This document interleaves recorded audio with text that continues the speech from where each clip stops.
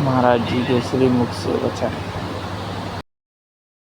आत्महत्या सबसे निंदनीय महापाप है, इसको बहुत भोगना पड़ता है। आप ऐसा न समझिए कि शरीर छूट जाएगा तो आप सुखी हो जाएंगे, बहुत दुर्गति भोगनी पड़ेगी। क्यों आत्महत्या करना चाहते हो? तो उनका मेरे शरीर में गलित कुष्ठ तुम्हें दिखाई नहीं दे रहा, इसकी दुर्गंध से मैं ही इतना पीड़ित हूं। दर्द तो है ही, पर इतनी दुर्गंध है कि बस मृत्यु ही मुझे अच्छी लग रही है। कोई औषधि काम नहीं कर रही, कोई मेरे से बात नहीं करता, कोई मेरे नजदीक नहीं आना चाहता। बोलो मैं ऐसी जिंदगी कैसे धारण करूं? मैं खुद उब गया हूं इस जीवन से, पूरा शरीर सड़ रहा है, इतनी भारी दुर्गंध है। कोई नजदीक नहीं आता, कोई मुझे प्यार नहीं करता, कोई मेरी सेवा नहीं करता, कोई मेरे से बात नहीं। अब कैसे मैं जीऊं? देख लो, कर्म का फल देख लो। आप आज स्वस्थ हैं तो आप भजन छोड़कर मनमानी आचरण कर रहे हैं।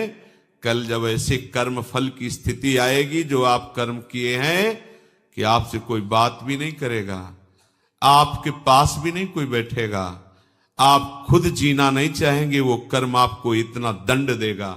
इसलिए सावधान रहो। अवश्य में भोक्तव्यम कृतम कर्म शुभाशुभम। जो आपके शुभ अशुभ कर्म है वो आपको भोगने पड़ेंगे यदि सावधान नहीं रहे। उन्होंने कहा कि तुम भगवान नाम की महिमा को जानते नहीं हो। यदि नाम महिमा जानते तो तुम आत्महत्या करने के लिए न जाते। छोड़ो पत्थर, मैं जो कह रहा हूं मेरी बात मानो। कमर से रस्सी से मैं जो पत्थर बांधा था छोड़ दिया। बोले खड़े हो गंगा जी में और राम डुबकी लगाओ, राम डुबकी लगाओ। 3 बार बोले, एकदम खत्म। ये उनकी कोई सुकृत नहीं थे जिसके शरीर में गलित कुष्ठ था। एक तो ये महान विद्वान शास्त्रज्ञ, दूसरी बात गुरु कृपा पात्र, तीसरी बात नाम महिमा को समझ चुके थे कबीरदास जी के द्वारा। कबीरदास जी ने इन्हीं को परास्त किया था। ये दिग्विजयी पंडित थे, कोई इनके सामने टिकता नहीं था। सब शास्त्र इनकी जिह्वा पे विराजमान थे। काशी के विद्वान घबरा गए कि अगर काशी को पराजित कर दिया तो बहुत बड़ी ये निंदा का विषय होगा, क्योंकि ज्ञान समुद्र काशी है। उन्होंने कहा इससे तो जीत पाना बड़ा कठिन, इसकी तो जिह्वा पे सरस्वती बैठी हुई है। उन्होंने कहा कि यदि हमारे यहाँ के सबसे बड़े पूज्य महापुरुष हैं कबीरदास जी, अगर वो हार गए तो पूरी काशी हार गई। तुम उनको परास्त करो जाकर।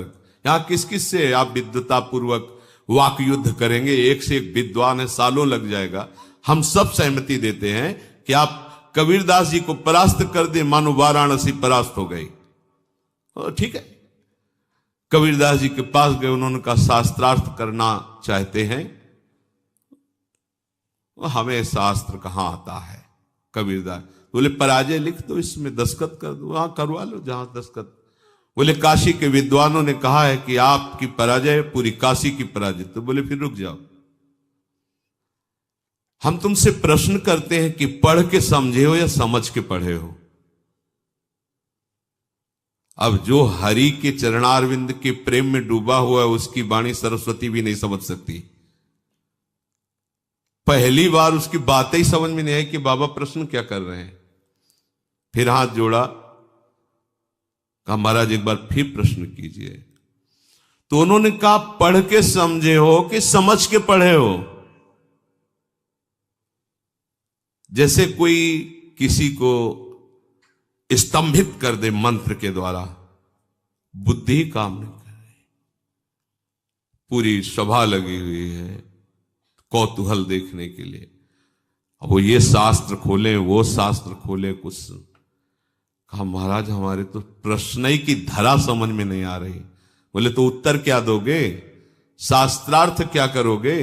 जब प्रश्न की ही धरा तुम्हें समझ में नहीं आ रही तो व्यर्थ में अभिमान लिए घूम रहे हो दिग्विजयी का। पढ़ के समझे हो कि समझ के पढ़े हो? हम तुम्हें बताते हैं तुम ना पढ़ के समझे हो न समझ के पढ़े हो।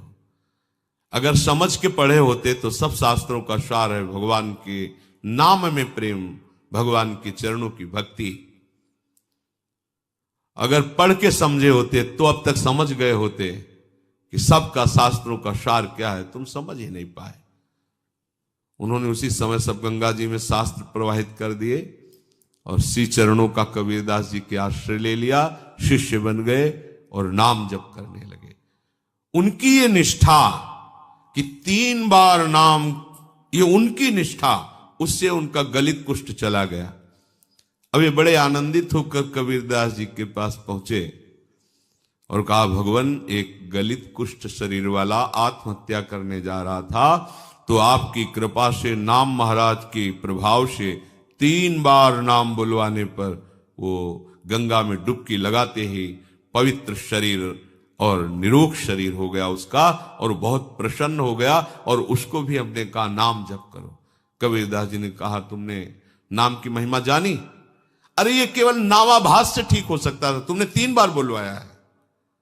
नामाभास से ये नाम की अपार, जौहरी ही तो हीरा का कीमत जानता है कि क्या है, हीरे की वक़्त जौहरी जानता है। ऐसे ही भगवत प्रेमी महात्मा जानते हैं कि नाम का प्रभाव क्या है।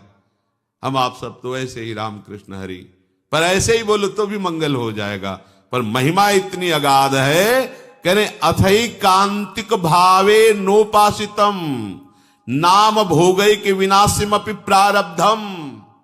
पर इसमें शर्त है, इसमें शर्त है अथई कांतिक, एकांतिक, अर्थात अब कोई आश्रय नहीं, कोई भरोसा नहीं, केवल नाम का आश्रय, केवल नाम का भरोसा। इसे कहते हैं निष्ठा। निष्ठा पूर्वक जपा हुआ नाम भोग के द्वारा ही विनाश प्रारब्ध कर्म को भोग के बिना ही नष्ट कर देता है। जय श्री राधा राधा।